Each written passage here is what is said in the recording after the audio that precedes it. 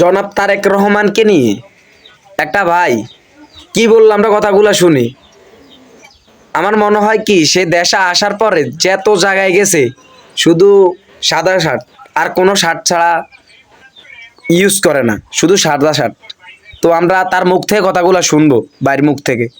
জনাব তারেক রহমানকে যতবারই দেখা যাচ্ছে তিনি পরিধান করছেন একটি সাদা শার্ট। এটার মানে কি?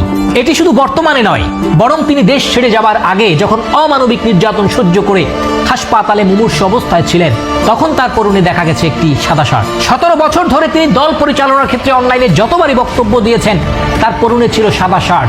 দীর্ঘ অপেক্ষার পরে যখন তিনি বাংলাদেশে আসলেন, স্বদেশ প্রত্যাবর্তনের দিনেও তার পরনে ছিল সাদা শার্ট। বাংলাদেশে আসার পর থেকে তার সকল সভা সমাবেশ এবং নির্বাচনী প্রচারণার ক্ষেত্রে তার পরনে একটাই পোশাক, সাদা শার্ট। এটা কিসের প্রতীক? এটি তার সাধারণ জীবনযাপনকে নির্দেশ করে। বাংলাদেশে আসার পর থেকে তিনি রিকশাওয়ালা থেকে শুরু করে সকল ধরনের শ্রেণী পেশার মানুষের সঙ্গে দেখা করছেন, কথা বলছেন, মতামত নিচ্ছেন, একদম সাধারণভাবে চলাফেরা করে বেড়াচ্ছেন, নিজের জুতা নিজে বয়ে বেড়াচ্ছেন। নির্বাচনী প্রচারণায় গিয়ে তিনি সকল ধরনের নিরাপত্তাকে উপেক্ষা করে সাধারণ মানুষদেরকে মঞ্চে ডেকে নিয়ে তাদের সঙ্গে কথা বলছেন, মতবিনিময় করছেন, তাদের কাছ থেকে মতামত নিচ্ছেন। এই সাদা পোশাক মানে হচ্ছে পরমত সহিষ্ণুতা, ন্যায়পরায়ণতা, সাধারণ মানুষের কাতারে দাঁড়িয়ে নেতৃত্ব দেওয়ার প্রতীক।